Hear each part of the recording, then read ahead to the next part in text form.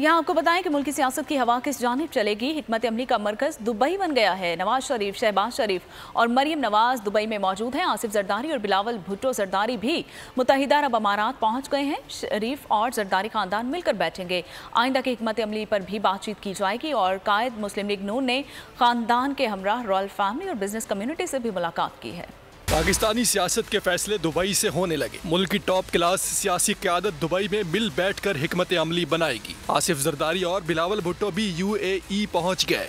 ज़राए के मुताबिक शरीफ और जरदारी खानदान मिल बैठेंगे। सियासी सूरत हाल पर गौर होगा। आइंदा इंतखाबात की हिकमत अमली पर भी बातचीत होगी। इलेक्शन में सीट एडजस्टमेंट होगी या नहीं, मंशूर क्या होगा, निगरान सेट कैसा होना चाहिए, तमाम मामलात पर गुफ्तगू की जाएगी। शहबाज शरीफ फ्रांस से लंदन गए, जहाँ बड़े भाई नवाज शरीफ के साथ दुबई पहुँच गए। मरियम नवाज अपने खानदान के साथ पाकिस्तान से दुबई पहुँची थी। नवाज शरीफ फैमिली के हमरा एमिरेट्स हिल्स में क़याम पजीर है। कायद मुस्लिम लीग नून ने रॉयल फैमिली और बिजनेस कम्युनिटी से मुलाकातें की। मुलाकातों में मरियम नवाज भी अपने वालिद के हमरा थी। नवाज शरीफ दुबई से अबू धाबी और सऊदी अरब जाएंगे।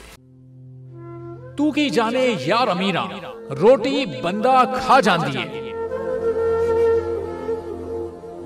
यूनान में कश्ती उलटने का अलमनाक हादसा। उदास आंखें, चेहरों पर मायूसी, दिलों में अब भी प्यारों के बच जाने की आस। मेरी दरखास्त है वज़ीर आज़म अगे, जल्दी तो जल्दी मेरे बच्चे की तलाश की जाए। गम की इस घड़ी में बोल रहा अपनों के साथ, सहाफती फराइज को निभाते हुए पहुंचाई हर खबर अवाम तक। और यूनान में मुहाजिरीन के जहाज को हादसे के बाद अब रेस्क्यू ऑपरेशन खत्म हो चुका है।